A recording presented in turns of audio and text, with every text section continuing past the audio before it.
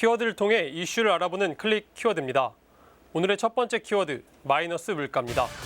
지난달 소비자 물가 상승률이 사상 처음 마이너스를 기록했습니다.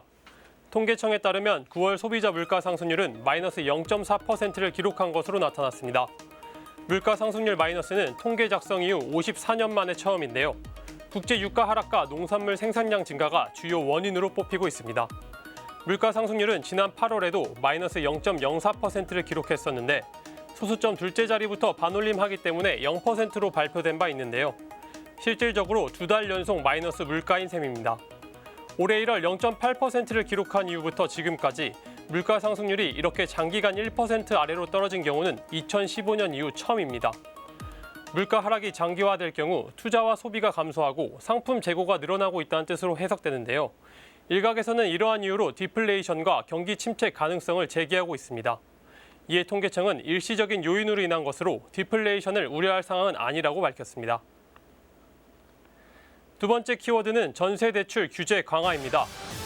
9.13 부동산 대책 이후 1년 만에 집값 상승 조짐이 보이면서 전세대출 규제가 강화됐습니다.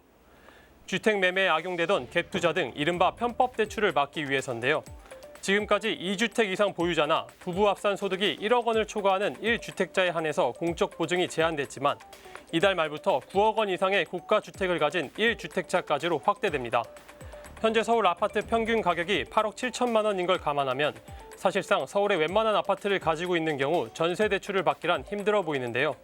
다만 고가 주택을 보유한 1주택자라고 하더라도 불가피하게 전세 수요가 발생해 전세 대출이 필요한 경우에는 보증을 제공한다는 방침입니다.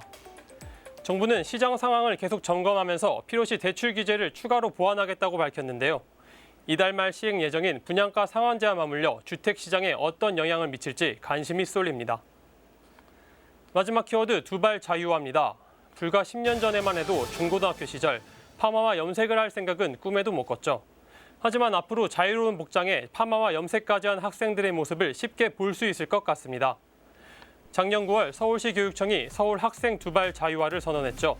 이후 학교별로 공론화를 거쳐 학칙을 개정해달라고 지시했습니다.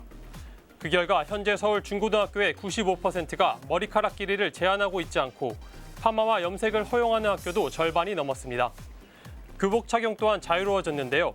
생활복을 도입하거나 체육복과 함께 입을 수 있도록 한 학교도 74%가 넘는 것으로 나왔습니다. 학창시절 조금이라도 머리를 기르기 위해 학생 주임 선생님을 피해 도망다녔던 기억이 생각나는데요. 이젠 옛 추억으로 남겨야겠습니다. 지금까지 클릭 키워드였습니다.